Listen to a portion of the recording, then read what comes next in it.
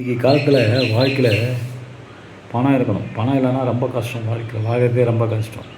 பணம் ஒரு அத்தியாவசியமாக தான். சொந்தம் பந்தம் அதெல்லாம் இருக்கத்தான் செய்யணும். ஒன்றுமே இல்லைன்னா யாரும் எதுவும் பார்க்க மாட்டாங்க. நம்மக்கிட்ட எல்லாமே இருக்குது. இருந்தாலும் எங்கள் அப்பா சொல்லுவார், தம்பி உழைச்சி சம்பாதிச்சி சாப்பிட்ணுண்டா இருக்கிறத காலி பண்ணி சாப்பிட்றாதீங்க. அதுதான் அது இருக்கிறது இருந்துட்டு போட்டோம்.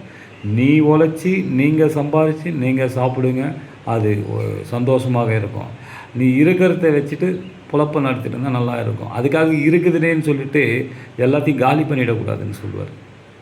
ஆமாம், அதோட வாழ்க்கையில் இருக்கும்போது நம்ம உழைச்சி அழகாக சாப்பிட கற்றுக்குங்க. ஏன்னா தாத்தார் சொத்து, பாட்டன் சொத்து, முன்னோர்கள் சொத்து, நம்ம சொத்து அப்படின்னு சொல்லிட்டு அதை விற்று சாப்பிட்டீங்கன்னா, இன்றைக்கி இருக்குதுன்னு விற்று சாப்பிட்டிங்கன்னா நாளைக்கு இன்னும் பின்னாடி கஷ்டப்படணும். ஓகேவா? அதால் இருக்கிற வரைக்கும் உழைச்சி சாப்பிடுங்க. யாரையும் நம்ப ஒன்றும் அவசியம் இல்லை. நம்ம உழைச்சா தான் நம்மளுக்கு சாப்பாடு. நம்மக்கிட்ட ஒரு பலம் எல்லாம் இருந்தால் தான் உறவினர்கள் கூட நல்லது கெட்டது எல்லாம் நம்மக்கிட்ட சொல்லுவாங்க. இல்லைன்னா சொல்ல மாட்டாங்க வாழ்க்கையில். அது தெரியும். ஏன்னா நம்ம இருக்கிற ஸ்டேட்டஸை பொறுத்து தான். நல்லா சந்தோஷமாக காரு பங்களா எல்லாம் இருந்தாங்கன்னா எல்லாமே பேசுவாங்க, கொள்ளுவாங்க, இது பண்ணுவாங்க.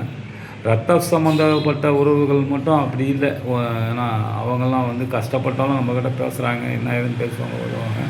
எல்லாரையும் சொல்லலை, சில உறவுகள் அப்படி தான் இருக்காங்க. பணம் இருக்குதா, பணம் இருந்தால் நல்லா பேசுகிறான், பணம் இல்லைன்னா அவன் இறக்குறான்டா, அவன் பிழைக்க தெரியாதவன்டா அப்படின்ட்டு போவாங்க. அதுதான் வாழ்க்கை. இருக்கிற வரைக்கும் நல்லா சம்பாரிச்சிட்டு நல்லா செலவு பண்ணு. ஓகேவா? நான் முன்னோர்கள் சொத்தை நம்ம காப்போம், அழிக்க தேவையில்லை. அதனால் ரொம்ப சந்தோஷம். இன்றைக்கி காலையில் சண்டே ஸ்பெஷல் டியூட்டி. அவ்வளோதான். தேங்க்யூ.